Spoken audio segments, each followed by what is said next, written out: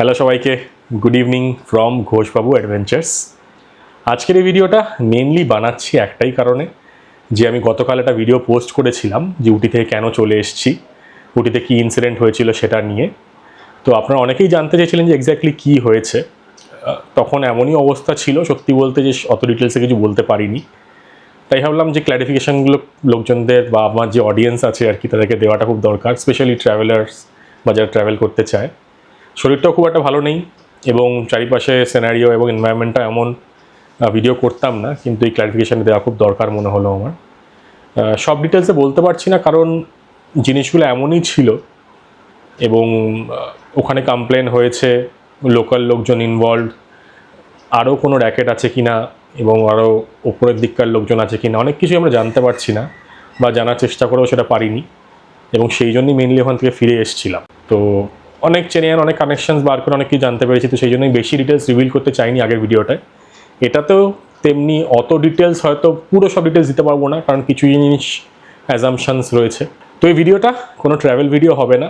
তো আপনারা যারা কোনো ট্রাভেল বা ট্যুর ভিডিও দেখতে অভ্যস্ত বা সেটা দেখতে চাইছেন তারা এই ভিডিওটা নাও দেখতে পারেন। যারা এক্স্যাক্টলি জানতে চান যে কী হয়েছিল উটিতে এবং নিজেরা কী করে কেয়ারফুল থাকবেন ভবিষ্যতে, তাদের জন্য এই ভিডিওটা। তো এবার বলি, প্রথম দিন আমি তো গিয়েছিলাম কোয়েম্বাটুর থেকে উটিতে। আগে থেকে খুব একটা কিছু বুক করিনি, দেখলাম অনলাইন অনেক হোটেলই ছিল। তো একটা হস্টেল দেখলাম খুব সুন্দর, হস্টেলটা আমি পাইনি, জেনারেল হস্টেল খুব বড় একটা ব্র্যান্ড হস্টেলের, হস্টেলিয়ারও আছে। তো এই 2-3টে ব্র্যান্ড আছে ইন্ডিয়ার মধ্যে যারা প্রচুর জায়গায় এরকম অ্যাকোমোডেশন চালায়, মানে ডরমিটারি বলুন বা হস্টেলস বলুন এরকম। তো আমি সেরকম কয়েকটা জায়গায় থেকেছি, তো আমার এক্সপিরিয়েন্স ভালোই ছিল। তো এবার আপনারা অনেকেই বলেছেন যে হোটেলে কেন থাকলাম না, হস্টেলে কেন থাকি। দেখুন, শুধু মানে ওটা বলবো না যে পয়সা কম বলে, সেটার জন্য নয়, কিন্তু বাইরে অনেক জায়গাতেই আমি থেকেছি হস্টেলে। এটা মেনলি হচ্ছে এক্সপিরিয়েন্সের জন্য, যে প্রচুর বাইরে থেকে ট্রাভেলাররা আসে। ইনফ্যাক্ট এমনও লোকজন আমি দেখেছি যে ধরুন প্রচুর পয়সা খরচা করতে পারছে, কিন্তু জাস্ট ফর দ্য এক্সপিরিয়েন্স হস্টেলে আসে। নানান রকম লোকের সাথে আলাপ হয়, যারা সোলো ট্রাভেল করছে, ব্যাকপ্যাক করছে, একটু অফবিট ট্রাভেল করতে চায়, সেই রকম ট্যুরিস্ট বা ট্রাভেলারদের জন্য কিন্তু হস্টেলটা খুব ভালো অপশন। তো এটা অনেকেরই একটা মিসকনসেপশন আছে যে হস্টেল মানেই হচ্ছে সস্তার অ্যাকোমোডেশন। হ্যাঁ, সেটা হতে পারে, কিন্তু তা বাদেও কিন্তু অনেক জিনিসের জন্যই মানুষ সেখানে থাকা প্রেফার করে। তো এটা তো গেল হস্টেল বা হস্টেলের ব্যাপারে, হস্টেল বলবো কি হস্টেল। তো আমি প্রথম দিন কোয়েম্বাটুর থেকে উটি চলে এসেছিলাম হঠাৎ ইমপ্রম্পটু প্ল্যান করে। উটিতে তখন রেড অ্যালার্ট চলছিল, তো সেই জন্য শিওর ছিলাম না যে কতদূর কি উটি এক্সপ্লোর করতে পারবো, তাই লোকাল ট্রান্সপোর্ট করে চলে এসেছিলাম। মোটামুটি লাস্ট মোমেন্টেই বুক করি, তখন সেরকম কোনো হস্টেল পাচ্ছিলাম না বা সেরকম খুব একটা ভালো প্রপার্টি দেখছিলাম না যেটা খুব ভালো লোকেশনে আছে। তখন অনলাইন চেক করি, রাস্তাফারি বলে এই হস্টেলটা ছিল, লোকেশনটা খুব ভালো মনে হয় আমার দেখে, রিভিউ অনলাইন খুব ভালো ছিল, তাই আমি বুক করে দিই। ইনফ্যাক্ট আমি 2 নাইটের জন্য বুক করে দিয়েছিলাম, 1 নাইটের জন্য বুক করেছিলাম, সরি। তারপর আমি 2 নাইটেরও এক্সটেন্ড করি। তো যাই হোক, সেদিনকে রাত্রিবেলা যখন পৌঁছানোর পর ঢোকা মাত্রই আমি দেখলাম কোনো সিকিউরিটি গার্ড ফার্ড কেউই ছিল না সেরকম। তো তারপর একটা ছেলে আসে, সে বোধহয় ওখানকার লোকাল, তো সেই চেক ইন করিয়ে দেয়। আমি ফার্স্ট নাইটের পেমেন্টটা করে দিই, কারণ অনলাইন পেমেন্ট মনে হয় ওটাই ছিল না, এসে আমি পেমেন্টটা করি। তো তারপর ওই যে মেয়েটি ছিল ওনার সাথে দেখা হয়, মানে যেরকম হস্টেলে কী হয় বলুন তো, মানে লোকজন আসছে, তারাও ইন্টারাক্ট করে, কথাবার্তা হতে হতে আলাপ হয়ে যায়, তারপর ঘোরা বেড়ানো খাওয়া দাওয়া সব কিছুই হতে থাকে, মানে যেরকম আর কি নর্মাল কলেজ হস্টেল আপনারা হয়তো জানবেন, সেসব জায়গায় যেরকম হয় এখানেও কিন্তু মোটামুটি সেরকম। তো আমি সেই জায়গাটা দেখিয়েছিলাম আগের ভিডিওতে, যে মার্কেটে গেছিলাম, ঘুরলাম ফিরলাম। সেদিনকে চলে আসার পর তখন দেখি যে আরও 2-3টে ছেলে হস্টেলে আসে। একটি ছেলে ছিল ব্যাঙ্গালোর থেকে, সেই ছেলেটা পরের দিনই বেরিয়ে যায়, তো তার কথা বেশি ডিটেলসে বলছি না। তা বাদে এই ভবেশ বলে এই ছেলেটা, যার সাথে স্ক্যামটা হয়েছে, এবং কিরণ বলে একটা ছেলে, ওরা দুজন দেখলাম ফিরেছে। তো পরে জানতে পারলাম যে ওদের দুজনেরও নাকি হস্টেলে এসে আলাপ হয়েছিল, এবং তারপর ওরাও আর কি সেই দিন কোথাও একটা ঘুরতে গেছিলো, কুন্নুর বা অন্য কোনো সাইডে ঘুরতে গেছিলো। প্রথমে সেটা বুঝতে পারিনি, মানে দুজনের মধ্যে এত ভালোই বন্ধুত্ব হয়ে গেছিলো।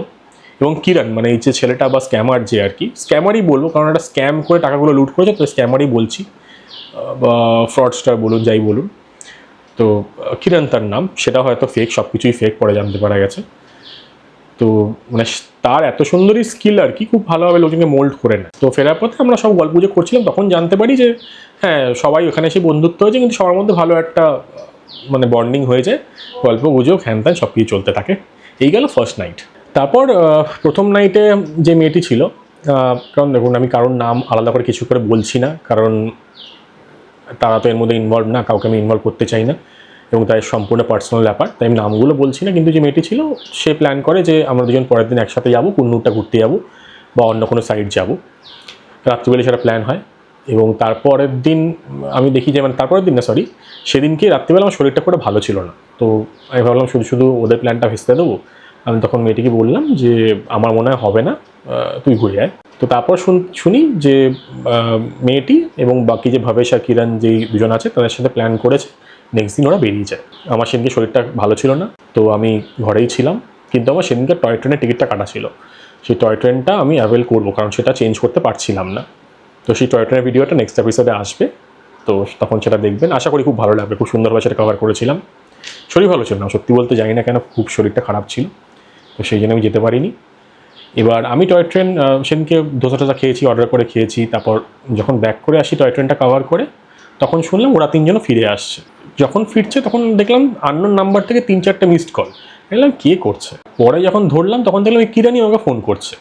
তখন জানতে পারলাম ওরা তিনজন যখন ফিরছিল তখন কিরণ নাকি একটা জায়গায় নেমে গেছে, মানে সিটি সেন্টারের ওখানে কোথাও নেমে গেছে, নেমে গিয়ে বলেছে যে আমি একটু এখানটা এক্সপ্লোর করবো, করে কিছু খাবার নিয়ে আসবো বা খাবার খেয়ে আসবো।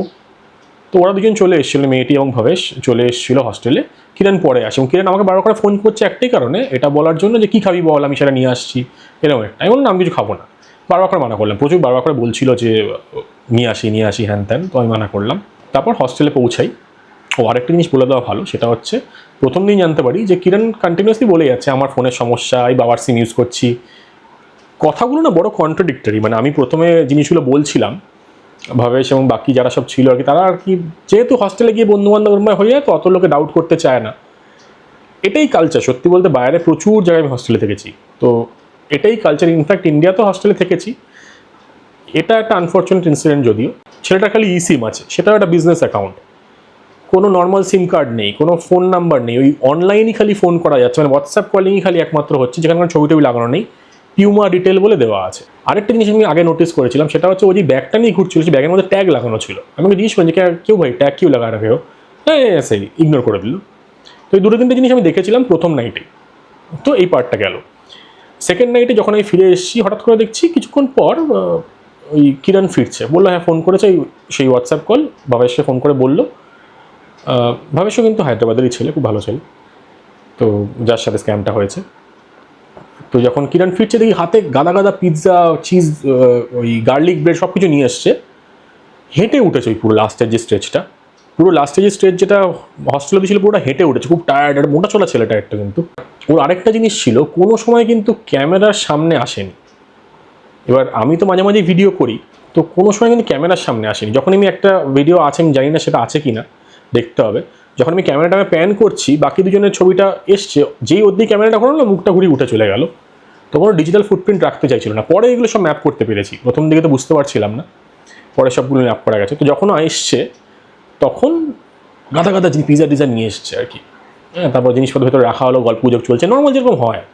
আমি তো সবসময় বারবার লোকজনকে বলি যে কত টাকা হয়েছে বল, ইমিডিয়েটলি আমরা শেয়ার করে নেবো, ওটা কিছুতেই শুনছে না।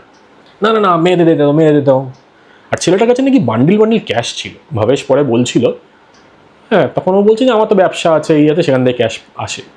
সেই রাতে অনেক কটা আমি জিনিস নোটিস করেছিলাম, যেগুলো আমি বারবার কোয়েশ্চেন করছিলাম, কিন্তু বাকি গল্পের ফ্লোতে আরও 2-3 জন যারা সব ছিল, এমনই কথাবার্তা চলছিল যে সেগুলো আর মানে কোয়েরি একটা হয়েছে, কিন্তু তারপর যে লোকজন স্ট্রেস দেবে যে হ্যাঁ বল এটা কী ব্যাপার সেবার, সেগুলো কিন্তু হয়নি। যেমনি প্রথমত ছেলেটি বলছে আমি পিউমাতে কাজ করি, এটা ব্যবসা আছে, দোকান আছে, এই আছে সেই আছে। সে আবার নাকি অন্য কোথাও চাকরিও করে, সরি পিউমাতে চাকরি করে, তার নাকি অন্য মুরগির ব্যবসা আছে। আমি বললাম তুই পিউমাতে কিসে কাজ করিস? এবার যখন ডিটেলসে জিজ্ঞেস করছে বলতে পারছে না, মানে সেলসে আছিস, মার্কেটিংয়ে আছিস? আমি একটু কিউরিয়াস ছিলাম, বলছে হ্যাঁ এই করতাম ও করতাম এই ও।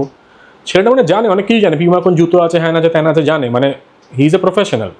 কিন্তু যে জব রোলটা কি, এগুলো কি, সেগুলো কিন্তু বলতে পারছিল না। তখন ভাবিস বোঝা রে ছোটো চলো দুসরা বাদ করতে, মানে লোকজনের যেরকম হয় আর কি, সিচুয়েশনে টেন্স হয়ে গেলে লোকজন ভাবে চলো একটু অন্য গল্প করি, ন্যাচারাল এগুলো হয়ে থাকে।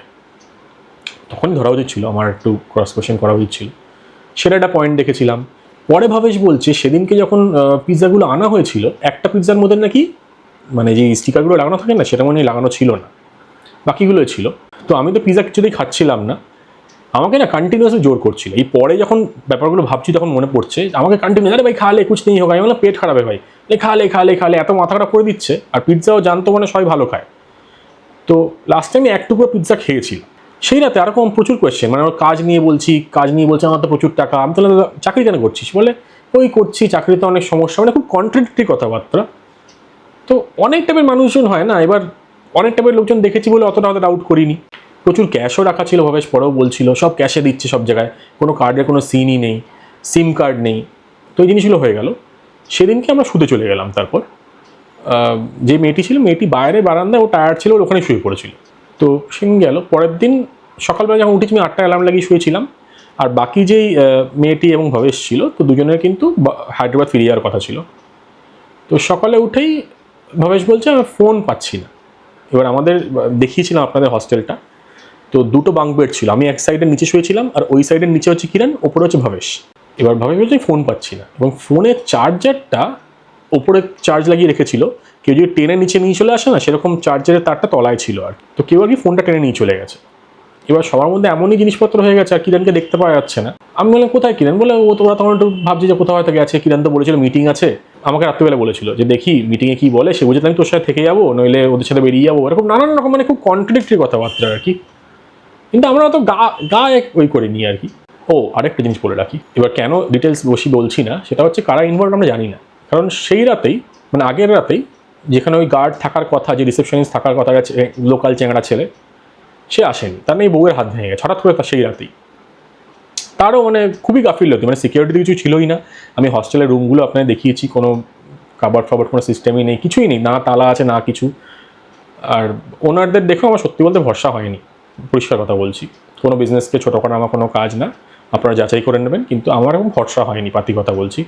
ওরকম সবসময় দরজা খোলা রয়েছে, এমন একটা অড জায়গায়, বাইরে কোনো একটা সিসিটিভি ক্যামেরা সেটা নেই, কাজ করে না। তো ইটস ভেরি অড। তো তখন হট করে কেউ একটা চেক করলো, যখন দেখছে নাকি দরজা বন্ধ রয়েছে। এবার বাইরে থেকে দরজা বন্ধ, এবার কোনো মতে বেরোনোর কোনো অপশানও নেই। তখন আমরা চিন্তা করে গেলাম যে কিরণ কোথাও চলে গেছে, ওই কেউ ধরে নিয়ে গেছে, এই সেই। মানে আমি যত না চিন্তা করছি, আমি কিন্তু ওদেরকে বলছি দেখ ভাই ব্যাগ ট্যাগ চেক কর, খুব চাপ হতে পারে। মানে আমার চিন্তা ভাবনা যেরকম হচ্ছে সেরকম বলছিলাম যে ধর দেখ, গিয়ে মজা করে বলছেন দেখ টেরিস্ট নাকি ব্যাগে ঢুকিয়ে দিল, বন্দুক পাবি তোর, এই সব এরকম মজা করছি। ওরা একটা চাপ খেয়ে গেছে যে কোথায় গেল না গেল, ওই কেউ ধরে নিয়ে গেল নাকি, চাপে ছিল কি চলে গেল নাকি, এইসব করতে করতে আমি তখন বললাম যে ভাই ওনারকে ইমিডিয়েটলি ফোন কর, দরজাটা খুলতে বল। তো ওনারকে ফোন করা হলো, ওনার ওই ছেলেকে পাঠালো, সেই ছেলে আস্তে আস্তে অলমোস্ট 40 মিনিট এসে দরজা খুলতে। এবার তার মাঝে আমার কি একটা মনে হলো, বাড়িতে কথা বলছিলাম, তো তখন মাও বলছিল যে দেখ ব্যাগটা কিছু রেখে দিয়ে গেছে নাকি। আমি বললাম দেখেছি। এবার আমার ব্যাগে তো অনেক ইকুইপমেন্ট থাকে, অনেক কিছু থাকে, অনেক দামি দামি জিনিস থাকে। আমি দেখলাম ব্যাগ আমার ঠিকই আছে, আমার ফোন টোন সবই রাখা ছিল, সবই ঠিক আছে। ভবেশকে বললাম তুই ব্যাগটা গিয়ে দেখ একবার। ও ব্যাগটা সব খুলে বলে ঠিকই আছে, ওর বড় রাক্সাক ছিল ওর। পরে ভালো করে ব্যাগ খোঁজাতে দেখে ওর ওয়ালেটটা নেই। এবার ওর ওয়ালেটটা দেখুন, রাক্সাক কিন্তু অনেক বড় হয়। ও আমাকে যেটা বলছিল যে মানে যে ওয়ালেটটা ছিল, সেই ওয়ালেটটাও রাক্সাকের একদম ডান দিকের তলায় ঢুকিয়ে দিয়েছে। সেইখান থেকে ওয়ালেটটা বার করে নেওয়া হয়েছে, ওয়ালেটটা পাচ্ছে না। তখন আমার ডাউটটা কিন্তু বেশি বাড়লো যে ওয়ালেট চলে গেছে, ফোন চলে গেছে, মানে কিছু ঘাপলা আছে। বুঝতে পারছিলাম, তখন আমি ফিল করতে পারছিলাম। আমি ইমিডিয়েটলি বললাম ভাই দরজা যখন খুলছে তুই ইমিডিয়েটলি ফোন কর, বা আমাকে নাম্বার দিন, কথা বলছি। কী কার্ড ছিল এই ছিল। আর ভাবেশ খুব একটু ক্যাজুয়াল ছেলে আর কি, মানে মজাদার ছেলে, অত ভাবনা চিন্তা করে না, একটু ভালো থাকে, মানে এরকম ব্যাপার স্যাপার। তখন আমি যখন কল করলাম, আমি বললাম কোন কার্ড ছিল এই সেই, তখন জানতে পারলাম ফোন করার পর আইসিআইসিআই ব্যাংকে ওরা বলছে সেখান থেকে টাকা তোলা হয়েছে। এবার যখন কাস্টমার কেয়ারে যে এক্সিকিউটিভ, সেও খুব অবাক হয়ে যাচ্ছে। আমি বললাম ম্যাম কত টাকা তোলা হয়েছে? বলছে প্রথমে 299 একটা ইউপিআই করা হয়েছিল, তারপর 25,000 টাকা করে ক্যাশ আইসিআইসিআই এটিএম উটির থেকে 7বার না 9বার ট্রানজ্যাকশন করা হয়েছে, ক্যাশ তোলা হয়েছে। এবং ওটার কিছু লিমিট থাকে, মানে 10 নম্বর বার না 8 নম্বর করলে সেটা ব্লক হয়ে যায়। তারপর আধ ঘন্টা ওয়েট করা হয়েছে। মানে দ্যাট পারসন, যে কিরণ যে আছে, সে ইজ ভেরি অ্যাওয়্যার কি কীরমভাবে এগুলো কাজ করে। তারপর সে কী করেছিল আমার যতদূর মনে আছে, 3 লাখ টাকার একটা গিফট ভাউচার, মানে গোল্ড গিফট কার্ড যেটা হয় আর কি, মানে সোনার দোকানে সেনকো গোল্ড, পিসি চন্দ্র যেরকম গিফট কার্ড হয় না, সেরকম 3-এর, আর ওই 1.7 1.6 করে ওরকম 3-4টে আরও। বুঝতে পারছেন টোটাল অ্যামাউন্টিং টু ওই, হ্যাঁ সব কিছু মিলিয়ে ধরে রাখুন ওই 11 লাখ সামথিং, 12 লাখ টাকা ধরে রাখুন পুরো ট্রানজ্যাকশন হয়েছে। যার মধ্যে মোটামুটি ওই 9 লাখ টাকা মতন, 10 লাখ টাকা মতন হচ্ছে গিফট কার্ডে। ভাবুন, মানে সব ওই অ্যামাউন্টগুলো গিফট কার্ড কিনেছে। এবার আপনারা ভাববেন গিফট কার্ড কেন? গিফট কার্ড ইজ আনট্রেসেবল, এটা মাথায় রাখবেন। এই যে প্রথমে যে নাম্বার দিয়ে কিনে নিচ্ছে, যখনই আপনি দোকানে গিয়ে গোল্ড তুলে নিলেন, এটা কিন্তু আনট্রেসেবল হয়ে গেল। মানে আমি খুব না অ্যাওয়্যার থাকি সব কিছুর ব্যাপারে, আপনারা হয়তো জানেন সেটা, কোথায় কী স্ক্যাম হচ্ছে, কোথায় কী হচ্ছে না হচ্ছে, সব কিছু অ্যাওয়ারনেস থাকে আমার মধ্যে, এবং এই জিনিসগুলো জানতে ভালো লাগে। কিন্তু এটা কীরকমভাবে যে মানে মিস করে গেলাম, যাই হোক, খুবই প্রফেশনাল, সেই জন্য সেটা হয়েছে। তো এই গিফট কার্ডগুলো কেন করা হয়? একবার যদি গোল্ড আপনি নিয়ে নেন, তারপর কিন্তু এটা আনট্রেসেবল হয়ে যাচ্ছে। সিসিটিভি ক্যামেরা থাকে, তো সেটাতে কতদূর কী পাবেন সেটা কোনো ঠিক নেই। তো আমি যখনই সেটা শুনলাম, আমি ইমিডিয়েটলি বললাম যে, আবার আমি কল করলাম আইসিআইসি কাস্টমার কেয়ার, ওর ভাবেশের ফোন থেকেই, আরেকটা ফোন থেকে, সেখানে ভ্যালিডেশন করে মানে ভাবেশের অ্যাকাউন্টে ঢুকে কাস্টমার কেয়ারে কথা বললাম। তখন সেখান থেকে আমি জানার চেষ্টা করলাম, কারণ আমার সাথে আগে একটা স্ক্যাম হয়েছিল, সেখানে না ট্রানজ্যাকশন ডিটেলস থাকে, তো এগুলো মাথায় রাখবেন। হ্যাঁ, যেগুলো বলছি ভালো করে খেয়াল রাখবেন, যে কোনো সময় যদি আপনার সাথে স্ক্যাম হয়, এইগুলো এরকমভাবে করার চেষ্টা করবেন। যখন এই ট্রানজ্যাকশন যে ডিটেলসটা থাকে না, আমার একটা স্ক্যাম হয়েছিল 1.7 লাখসের ইন্টারন্যাশনাল ট্রানজ্যাকশন হয়েছিল, আমি কিছুই করিনি সেটা। তো সেটার মধ্যে জেট ব্লু বলে একটা এয়ারলাইন্সে সে ট্রানজ্যাকশনটা হয়েছিল, যেটা হচ্ছে এক international airlines based out of the US. তো তাদেরকে আমি ডিরেক্টলি রিচ আউট করেছিলাম, কারণ বেশি ডিলে করলে যদি ওগুলোকে রিডিম করে নেয় না, তারপর কিন্তু আপনি আর পাবেন না, কারণ সেটা কোম্পানির হাতে থাকে না। যতক্ষণ কোম্পানির হাতে থাকছে, ততক্ষণ মধ্যে রেজ করতে পারেন। দেখুন, পুলিশ, অনলাইনে এই ফ্রডিউলেন্ট ব্যাপার স্যাপারের কমপ্লেন, এগুলো করবেন, এটা লং প্রসিডিওর। যতই যে যাই বলুক, it's a very long procedure, এগুলো সময় নেয়। তো প্রোঅ্যাক্টিভলি আপনি নিজের এন্ডে যতটা করতে পারবেন সেটা নিশ্চয়ই করবেন। আমি সেটা করেছিলাম, ওই জেট ব্লুতে কমপ্লেন করেছিলাম ইমিডিয়েটলি। ওরা বলেছিল হ্যাঁ, এটা এরকম ট্রানজ্যাকশন হয়েছে, ফ্রডুলেন্ট ট্রানজ্যাকশন, সেটা ফেরত চলে এসছে অনেক টাইম বাদে হলেও। আমি সঙ্গে সঙ্গে সেজন্য কী করলাম, ওখান থেকে জানলাম যে এক্স্যাক্টলি কোথায় কী হয়েছে। দুটো জায়গায় ট্রানজ্যাকশন হয়েছিল, জিআরটি জুয়েলার্স আর হচ্ছে ভীমা গোল্ড, এই দুটো জায়গাতেই মাল্টিপল ট্রানজ্যাকশন বা গিফট কার্ড কেনা হয়েছিল। তো আমি একটা জায়গায় ফোন করলাম, তারা তো এই সেক্টরের প্রবলেমটা হচ্ছে অনেকে ভাষা বোঝে না, আর ভাষা বুঝলে অনেকে বলতে চায় না, এটা হচ্ছে একটা মেজর প্রবলেম। তো আমি ভীমাতে ফোন করলাম, ভীমাতে খুব ভালো বলতে হবে যে ওরা বলেছে ঠিক আছে আমি এটাকে অ্যাকনোলেজ করছি। হ্যাঁ, সেটা আমি সঙ্গে সঙ্গে করেছিলাম আর কি, যে অ্যাকনোলেজ করছি যে এরকম কিছু একটা ইস্যু হয়েছে। তারা ওটাকে বলে ঠিক আছে আমরা এটা অন হোল্ড করে দিচ্ছি, কেউ এটাকে রিডিম করতে পারবে না। লাখ ভালো ছিল, ওখানে অলমোস্ট 6 লাখ 6.5 লাখ টাকা মতন গিফট কার্ড ছিল, যেটা ওরা তখনকার জন্য ব্লক করে। আমি ওনাদের বলি আমি ইমিডিয়েটলি বন্ধু সব ডিটেলস নিয়ে পুলিশ কমপ্লেন সব কিছু আপনার পাঠাচ্ছি, আপনারা এটা হোল্ডে রাখুন, এটা কিন্তু fraudulent transaction. Thanks to Bhima jewellers, আমার যতদূর মনে আছে ওদের নামটা, থ্যাংক ইউ, বেঁচে গেছে ওই টাকাটা কিন্তু বেঁচেছে। পরেটা রিফান্ডও এসছে আমি শুনেছি, কিন্তু বাকি যেইগুলো ছিল সেগুলো কিন্তু ফেরত আছে, মানে ক্যাশ উঠে গেল, মানে দ্যাট ইজ গন। বাকি যেই ওই 3-4 লাখ টাকার মতন যেই ওই গোল্ডের ব্যাপারটা ছিল আরেকটা জুয়েলার্স থেকে, সেটা মানে কি, মানে এত সুন্দর নেটওয়ার্কে জিনিসটা কাজ হয়েছে, সেটা হচ্ছে এইখান থেকে ছেলেটি জানতো যে কোন এটিএমে যেতে হবে, সেখান থেকে কত টাকা তুলতে হবে, কি লিমিট আছে, আর উটির থেকে কোয়েম্বাটুর যেতে 3.5 ঘন্টা টাইম লাগে। ছেলেটি 3 ঘন্টার মধ্যে সেখানে পৌঁছে গিয়ে ওই জিআরটি জুয়েলার্স থেকে সে গোল্ড উইথড্র করে, মানে গোল্ড কিনে সে বেরিয়েও গেছে। মানে এটা হচ্ছে তার গাড়িও রেডি ছিল, লোকজন রেডি ছিল, সে জানতো কোথায় যেতে হবে সব কিছু, নইলে কিন্তু দিস ইজ নট পসিবল। তো সেই সকালেই আমরা পুলিশ স্টেশনে যাই, ওনাররা আসে, তারাও খুব অবাক, বাট আমার পার্সোনালি লেগেছে তারা খুব ক্যাজুয়াল জিনিসটা নিয়ে, যে তোমাদেরই গন্ডগোল। আমি বললাম বস আমাদের কিসের গন্ডগোল? হ্যাঁ, হস্টেল কালচার তো এরকমই হয়, তোমাদের সিকিউরিটি রাখা দরকার ছিল, তোমাদের ছেলে কোথায়? তুমি একটা হস্টেল চালাচ্ছ, একটা ব্যাকপ্যাকার্স হস্টেলগুলো চালাচ্ছ যে জিনিসটা, তো সেটা সিকিউরিটি কোথায়? তোমাদের সেটা অ্যাসিওর করা উচিত। আগের দিন রাত্রিবেলা জল ছিল না, আমরা জলই পাইনি, জল ছিল না। যারা দেখুন ট্রাভেল করে এরকম হস্টেলে থাকে না, তারা অনেক অ্যাকাস্টম হয়ে যায়, মানে ঠিক আছে চলো ফর দ্য এক্সপিরিয়েন্স মানিয়ে নিই, আমিও সেটা করি। তো আমরা সেই জন্য কিছু অতটা করিনি, এনজয় করছি, গল্প গুজব করছি, বন্ধু বান্ধব হচ্ছে, অত ভাবিনি। এরপর তো ভাবতে হবে সত্যি বলতে। ওরা এসে চলো পুলিশ স্টেশনে যাচ্ছি, পুলিশ স্টেশনে গেল, মানে ওদেরও কোনো ক্লু নেই আর কি। উল্টে পরে ওরা আমাদের ভয় দেখাতে লেগেছে যে এই অনেক অনেক ঝামেলা, এখানে ফাঁসিয়ে দিতে পারে, এই করতে পারে, আমাদের যত পয়সা চলে গেছে, হ্যান ত্যান অনেক জিনিসপত্র। তো আমি সেই জন্য সেই পয়েন্টে আমরা মানে বুঝতেই পারছি না যে কারা এটার মধ্যে ইনভলভড, যে ওরাও কি এটার সাথে যুক্ত, তারাও কি কিছু করিয়েছে নাকি। মানে জিনিসটা খুব সিমলেস, বুঝতে পারছেন, মানে এই point A, point B, point C, point D যদি আমরা ধরি, জিনিসটা খুব সুন্দর ফ্লোতে গেছে। অনেক কমেন্টেও লিখেছেন যে এটা কি কোনো স্ক্যাম হয়েছে, না গুন্ডা বদমাইশ কী ব্যাপার স্যাপার, সব কিছুই হতে পারে। কারণ যখন পুলিশ স্টেশনে ছিলাম, একজন ম্যাম পুলিশেরই, তো উনি বলছেন যে এই ছেলেটা কিন্তু লোকাল ছেলে, কোনো লোকাল গ্যাংও এটা পেছনে হয়তো কাজ করছে, কিছু নেপাল ভুটান এরম জিনিসপত্র বলছিল। তো অনেক কিছুই হতে পারে। এবার সে সব কিছু জানে, সব কিছু বোঝে, সে ল্যাঙ্গুয়েজ বলতে পারে, কোথা থেকে কী হচ্ছে বোঝা যাচ্ছে না। এবং আমি ডিটেলসে যাচ্ছি না বেশি, কিন্তু ওখানকার লোকজন, ওনার আশপাশের লোকজন, তাদের যেরকম রেসপন্স এবং অ্যাটিটিউড দেখছিলাম, আমাদের কিন্তু একদম সেফ লাগছিল না। মেয়েটিও আমাদের সাথে ছিল, মানে আমার সাথে যে মেয়েটি ছিল সেও খুব টেনশনে পড়ে যায়। তো তাকে সব কিছু আমি করে দিই, মানে তখন সবার টিকিট কাটা, এই করা সেই করা, আমি সব কিছু করে দিই, কারণ আমি একমাত্র ঠিকঠাক ছিলাম। কারণ ভাবে সেও টেনশনে ছিল, বারবার করে পুলিশের ওখানে যেতে হচ্ছে সারাদিন। মানে সেই দিনটা ডে 3, যেই সকালে তাকে ধরতে পারি, সেই ডে 3 সারাদিন পুলিশ স্টেশনে আমরা।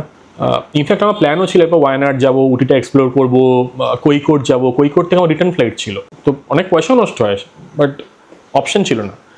জিনিসটা এমনই ছিল, লোকেশনটা এমন জায়গায় যে যদি কিছু করে দিত না, লোকে টেরই পেতো না। ইনফ্যাক্ট আমি খুব লাইট স্লিপার, মানে আমি খুব মানে বুঝতে পেরে যাই রাত্রিবেলা কোনো কিছু হলে আমি কিন্তু ধরতে পেরে যাই। কিন্তু সেই রাতে যে কী হলো, ওর থেকে ফোন চুরি করলো, ব্যাগের ভেতর থেকে হাত ঢুকিয়ে সব জিনিসপত্র বার করে নিল, সুন্দরভাবে জিনিসপত্র ব্যাগ থেকে বার করে দেখেছিলাম যে সব জিনিসপত্র ট্যাগ লাগানো আছে, সব চুরি, মানে সব কিছু চুরির ছেলেটার কাছে। সেগুলো ফেলে দিয়ে চলে গেল, দরজা বন্ধ করে চলে গেল। কীরকমভাবে গেল, কী করলো, আমি কিছু বুঝতেই পারিনি। নইলে আমি যদি নর্মাল সময় একটা লোকজন যদি পাশ দিয়ে হেঁটেও যায়, আমি কিন্তু বুঝে যাই, বা কেউ যখন ঘুম থেকে উঠছেন তখনও জেগে যাই। তো ডাউট লাগছে যে ওই পিৎজা যেটা খোলা ছিল বা কোনো কিছুর মধ্যে হয়তো কিছু খাবারে কিছু মেশানো ছিল, কোথাও কিছু স্প্রে করে থাকতে পারে। কেন আমাদের জিনিসগুলো চুরি করেনি আমার বা মেয়েটির, সেটাও বুঝতে পারছি না। মেবি কোনো কোনো কারণে, হ্যাঁ ছেলেটার যেই ভবেশ ছিল, ভবেশে কিন্তু আইফোন না, মেবি সেটা কোনো রিজন হতে পারে। আমি জাস্ট স্পেকুলেট করছি আর কি, কারণ যেহেতু আইফোনের সিকিউরিটি বেশি থাকে, বা ওর সাথে বারবার করে ঘেসে ঘেসে বসছিল, ওর যে প্যাটার্নগুলো আছে সেগুলো ফোনের দেখে নিয়েছিল। সব জিনিস নিলে ইজি কী হচ্ছে, সে ওখানে নেট ব্যাঙ্কিং অ্যাক্সেস করতে পারছে, ওটিপিগুলো পেয়ে যাচ্ছে। কোনো ভ্যালিডেশন করতে হলে, মানে ধরুন মাল্টিপল ট্রানজ্যাকশনস হলে অনেক সময় ব্যাঙ্ক থেকে ফোন করে জিজ্ঞেস করে যে এটা তুমি কি করছো, তো সেগুলো তো ইয়েস করে যাচ্ছে। তো সেই সবগুলোর জন্য ইজিলি হয়েছে আর কি, এই স্ক্যামগুলো করতে পেরেছে। আমরা পুলিশ স্টেশনে অনেক ট্রাই করলাম, অনেক কিছু।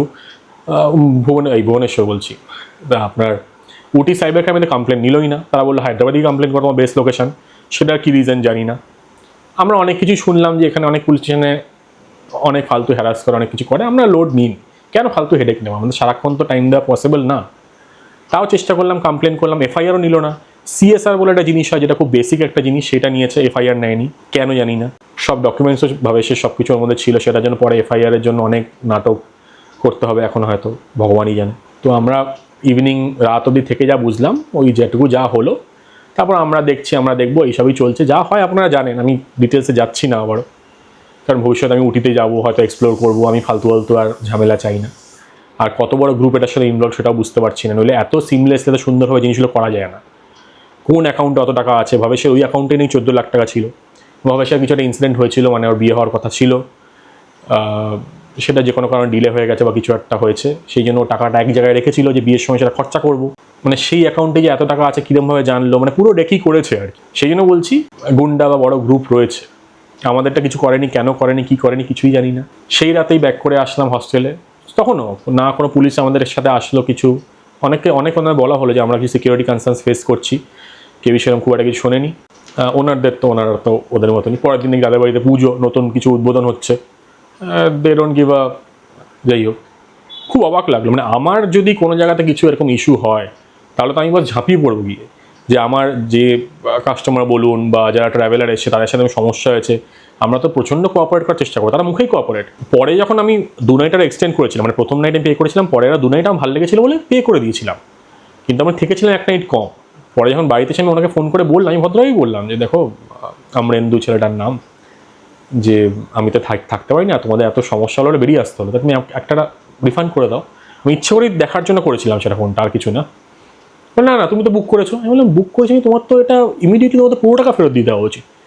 হসপিটালিটি ইন্ডাস্ট্রিতে আছো, হোটেল অ্যান্ড হসপিটালিটি, তো এইগুলো তো বোঝা উচিত। তোমার তো নিজে থেকে পুরোটা রিফান্ড করে দেওয়া উচিত, যে এরকম তোমার ইনকনভিনিয়েন্স হয়েছে। সেটা না হয় তুমি যেটা অফিসিয়ালি 1 নাইট থাকিনি আমরা তো সারাদিন হস্টেলে ছিলামও না। ইনফ্যাক্ট তার আগেই, মানে রাত শেষ হওয়ার আগেই বেরিয়ে চলে এসেছি, পরের দিন থাকিনি। তা সেটাকে ফেরত দিয়ে দাও। বলে না, সেটা সম্ভব না, আমার পয়সার দরকার নেই। হ্যাঁ, ওই 800 না 900 টাকা ছিল, সেটা আমার দরকার নেই। কিন্তু এইরকম টাইপের জিনিসগুলো যারা চালাচ্ছে, সেগুলো না চলা উচিত আমার মনে হয়, বা তারা এই চালাতে চায় ভদ্রভাবে চালাক। কারণ ভবিষ্যতে যদি এখানে আরও অন্য কারোর সাথে যদি বড় কিছু হয়, মানে ভাবুন, এইভাবে সে পুরো লাইফ সেভিংস সব কিছু ওখানে দেওয়া ছিল, সেটা কিংবা চলে গেল just because of one fault. কি হ্যাঁ, সে এমন একটা জায়গায় ছিল যেখানে এরকম সিকিউরিটি ছিল। হ্যাঁ, নিজেরও ভুল ছিল, আমি কি একবারও অস্বীকার করছি না যে আমাদের ভুল ছিল না, কিন্তু হস্টেলের কালচারটা এরকমই হয়, মানুষ সেই জন্যই হস্টেলে থাকে এবং লোকজন হস্টেল সেরকমভাবেই খোলে। আপনি যদি কোনো হস্টেলে থাকেন বা হস্টেলিয়ার বলে একটা বড় ব্র্যান্ড আছে, এই দুটো বড় ব্র্যান্ড আছে ইন্ডিয়াতে, তো আপনি বুঝতে পারবেন কীরকম সিকিউরিটি থাকে, কীরকম কী হয় না হয়, সব কিছু বুঝতে পারবেন। তো গাড়ি নিয়ে আসলাম কোয়েম্বাটোরে ফ্লাইট নিয়ে চলে আসলাম 6:30 ফ্লাইট দিয়ে। তো সব কিছু আমি পে করলাম, পরে আমার ভবেশ দিয়ে দিয়েছি, এটা পরের কথা, ওর যখন সুবিধা হয়েছে সে দিয়েছে। তো এই ছিল মোটামুটি গল্প। আপনাদের কিছু জিনিস বলে রাখি, গোয়িং ফরওয়ার্ড যখনই কোনো জায়গায় যাবেন খুব কেয়ারফুল থাকবেন কোন জায়গা সিলেক্ট করছেন। রিভিউ কিন্তু প্রচুর পেড রিভিউ হয়, প্রচুর হয় যে নিজেদের লোকজন এসে রিভিউ দিয়ে থাকে, তো এগুলো খেয়াল রাখবেন। মাল্টিপল প্ল্যাটফর্মসে রিভিউ চেক করবেন, অনেক জায়গায় ভেরিফাইড বোর্ডার্স থাকে, তারা রিভিউ দেয়। মাল্টিপল সোর্স দেখে নেবেন, আশপাশের লোকেশানগুলো চেক করবেন, কিছু বেসিক জিনিস যেটা আমিও করি করে নেবেন। লাখ খারাপ তাহলে সব অন্য জিনিস। কোনো জায়গায় যখন ডকুমেন্টস দিচ্ছেন সবসময় মাথায় রাখবেন, এখন কিন্তু আধার কার্ড এইসব স্ক্যামগুলো প্রচুর হয়। তো অরিজিনাল যেখানে দিচ্ছেন কী করবেন, মাঝখানে সাইন করে দেবেন, সেটা জেরক্স কপি দেবেন, কালার্ড কপি দেবেন না। যেখানে যাচ্ছেন সেই ডিটেলসগুলো বাড়ির লোকের সাথে শেয়ার করে দিয়ে রাখবেন। যদি কোনো সময় সিকিউরিটি কনসার্নস মনে হয় সেটা ইমিডিয়েটলি রেজ করবেন। কোনো ক্লোজ কন্ট্যাক্টস থাকলে তার নাম্বার রেখে দেবেন। তো এরকম কিছু মেসেজ সবসময় নিজেদের মধ্যে রেখে দেবেন, যেটাতে আপনাদের কোনো অসুবিধা না হয়। বড় জায়গায় থাকতেই পারেন, যে কোনো জায়গাতেই হতে পারে, কিন্তু হ্যাঁ যেগুলো বড় ব্র্যান্ড বলুন বা ভালো হোটেল বলুন সেখানে এটা হওয়ার চান্স কম, কিন্তু সবসময় অফবিট এক্সপ্লোর করতে গেলে সেটা তো অ্যাভেল করা যায় না। তারপর থেকে মানে কয়েকটা দিন গেছে আর কি, তারপর থেকে আমার সাথে অনেক সমস্যা চলছে। আমার মানে ভালো হার্ড ডিস্ক করাপ্ট করে গেছে, আমার লিঙ্কডইন হ্যাক হয়ে গেছে, আমার ফেসবুক পেজ হ্যাক হয়ে চলে গেছে, শরীর ভালো নেই, মানে অনেক কিছু ইভেন্ট চলছে। তো সেই জন্য আমি ভিডিওটা দিতেও পারছিলাম না। তো আশা করছি এরপর থেকে পরপর ভিডিও দেওয়ার চেষ্টা করব। কোনো ক্ল্যারিফিকেশান লাগলে কমেন্ট করবেন। বেশি ডিটেলস আমি বলতে পারবো না, বলতে চাইছিও না, কারণ আমি একটা জায়গায় কাজ করি এবং আমি ব্যস্ত থাকি, তো বেশি ঝামেলার মধ্যে আমি ঢুকতে চাই না। যদি কোনো স্পেসিফিক কোয়েশ্চেন থাকে ইনস্টাগ্রামে আমাকে মেসেজ করবেন, আমি বলে দেবো, কোনো অসুবিধা নেই। আমার ইনস্টাগ্রাম হ্যান্ডেল হচ্ছে ইয়োর ঘোষবাবু, মাথায় রাখবেন। আর এই মেসেজগুলো একটু পাস অন করে দেবেন, মানে লোকজন যাতে ভালো করে জিনিসপত্রগুলো দেখে শুনে বুক করতে পারে। Don't go by the reviews only, আমি এটাই বলবো, সবসময় খালি রিভিউজ দেখে বুক করে দেবেন সেরকম না। আরও অনেক কিছু হাইজিন ফ্যাক্টরস আছে যেগুলো কনসিডার করবেন যে কোনো জায়গায় বুক করার সময়। তো এই মোটামুটি ছিল আজকের মতন, তাহলে ভিডিওটা এখানেই শেষ করছি। আশা করি আপনার সব কিছু শেয়ার করতে পারলাম। এত সুন্দর একটা ভালো জায়গা উটি, একটা এত সুন্দর জায়গা, এত ভালো এক্সপিরিয়েন্স হওয়ার কথা, সেখানে গিয়ে এরকম হয়েছে। আমি অনেক খারাপ খারাপ জায়গাতেও গেছি, অনেক আইসোলেটেড জায়গায় গেছি, সেখানে গিয়েও হস্টেল থেকেছি, লোকাল লোকজনের সাথে থেকেছি, কোনো সময় কিছু হয়নি। আমি সত্যি খুব ডিসঅ্যাপয়েন্টেড, খারাপও লাগছে, ভবিষ্যতের জন্যও খারাপ লাগছে। আমি যত রকমভাবে চেষ্টা করছি ওকে হেল্প করার, কে ইনভলভ কারা ইনভলভ আমি সত্যিই জানি না। ভেরি স্যাড ইনসিডেন্ট, আর কি বলবো। এবং যেহেতু অন্য স্টেট ইনভলভড, সেখানকার জুরিসডিকশনের আন্ডারে জিনিসপত্র পড়ছে, তো আমি আর বেশি ঘাটাতে চাইছি না, বুঝতেই পারছেন। আজকে ভিডিওটা এখানেই শেষ করছি, তাহলে দেখা হবে আপনাদের সাথে উটির টয় ট্রেনের ভিডিও নিয়ে। সেই ভিডিওটা খুব ইন্টারেস্টিং হবে। টাটা।